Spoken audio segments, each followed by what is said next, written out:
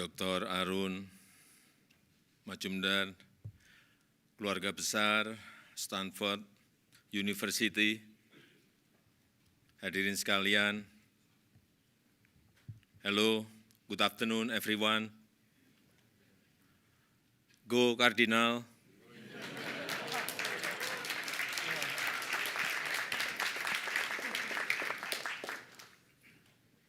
Jadi sebelum ke sini, saya tadi bertanya-tanya terlebih dahulu di Stanford ini jargonnya apa? Dijawab, go Cardinal, Pak. Oke. Lalu saya tanya lagi, what are Stanford identical colors? Dijawab, red shirt. That's why I decided to wear a red tie today. Red.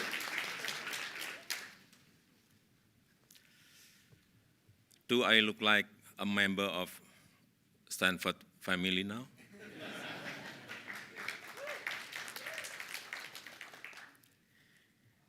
Then you must be curious. Is that important?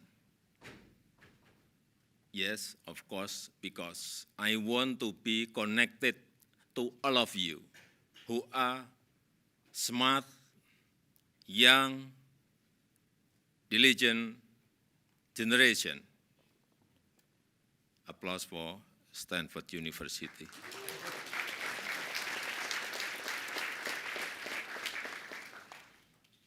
Nah, itulah pentingnya terkoneksi sesama manusia. Begitu juga dengan terkoneksi dengan alam. Dan kita tahu dunia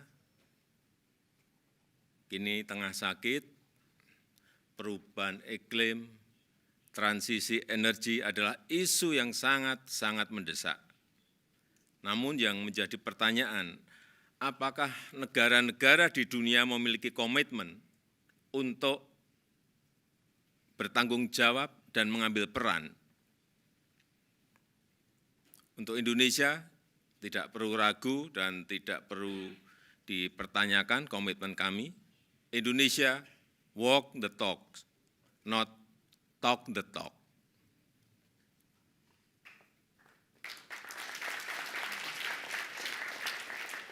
Indonesia telah menurunkan emisi 91,5 juta ton, dan di tahun 2022, supaya Bapak Ibu tahu, laju deforestasi bisa ditekan sampai 104.000 hektar.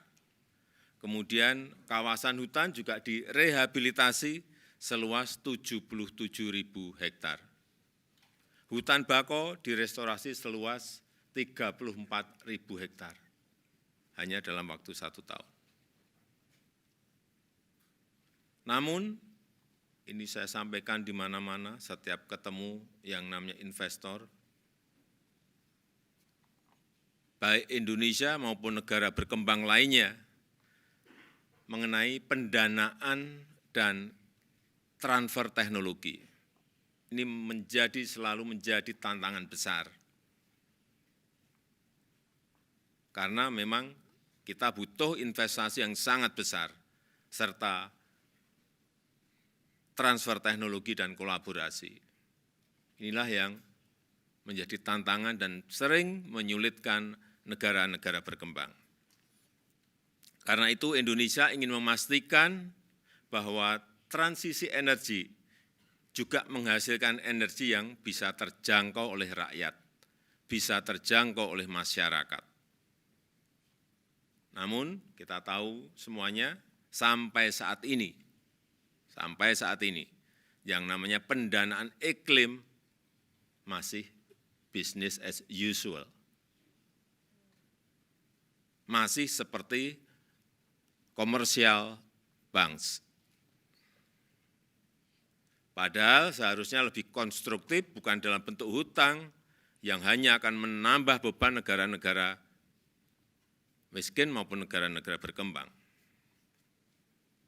Padahal sebagai contoh Indonesia, tadi saya mungkin belum menyampaikan yang belum tahu Indonesia. Indonesia itu memiliki 17.000 pulau, memiliki penduduk hampir 300 juta, memiliki 714 suku yang berbeda-beda tradisi dan budayanya, dan memiliki lebih dari 1.300 bahasa daerah. Dan Indonesia memiliki potensi energi hijau yang sangat besar, yang bisa dimanfaatkan untuk kelestarian bumi. Potensinya mencapai 3.600 gigawatt dari energi matahari, air dari sungai karena kita memiliki 4.400 sungai, kemudian angin, kemudian geotermal, ombak, dan energi bio. Minggu lalu sebelum terbang ke Amerika Serikat, saya terbang ke provinsi di Indonesia yang namanya Jawa Barat. Ini salah satu provinsi yang terpadat di Indonesia, yang memiliki penduduk kurang lebih 48 juta jiwa. Untuk meresmikan pembangkit listrik tenaga surya terapung di waduk yang namanya Cirata. Ini terbesar di Asia Tenggara. Pembangkit listrik tenaga surya yang kita miliki baru saja kita buka dengan kapasitas 192 megawatt. Dan tidak berhenti di situ saja, kita juga akan membangun seperti ini di kota-kota yang lain, termasuk di ibu kota baru Nusantara. Tadi sudah disampaikan oleh Bapak Dekan, Dr. Arun Majumdar, disinggung sedikit mengenai Nusantara. Ya, Nusantara ini adalah ibu kota kami yang baru. Sebuah kota pintar berbasis hutan, 70% areanya hijau, area hutan, dan kita nanti akan menggunakan juga energi hijau dari matahari dan dari hidro, dan supaya saudara-saudara tahu bahwa yang pertama kali kita bangun saat akan membangun ibu kota Nusantara ini adalah membangun Nursery Center, membangun Botanical Center yang berkapasitas 15 juta bibit pohon per tahunnya, 15 juta bibit pohon per tahunnya.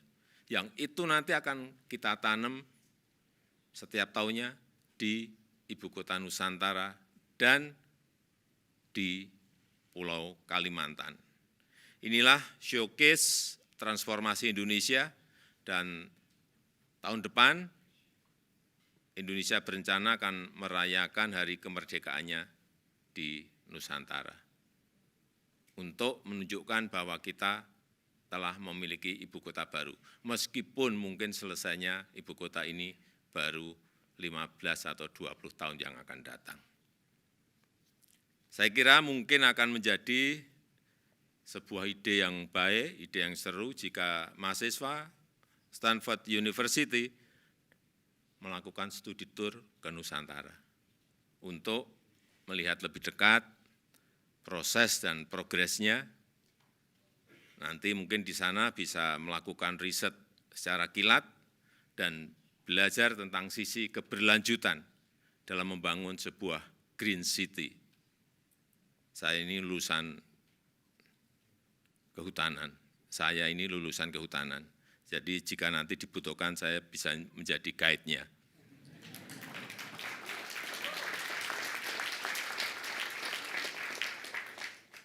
Kalau ada yang tertarik, silahkan tunjuk jari.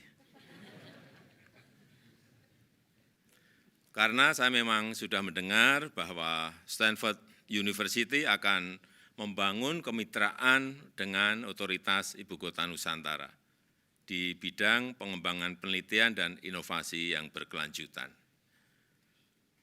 Dan dalam menghadapi dampak perubahan iklim yang semakin mengancam saat ini, kolaborasi ini sangat penting. kolaborasi sangat penting dan langkah strategis konkret sangat dibutuhkan. Tanpa itu tidak mungkin bagi kita untuk menjamin keberlanjutan dan satu-satunya bumi yang kita cintai ini.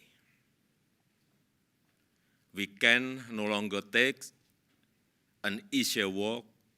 We can no longer take a slowly walk.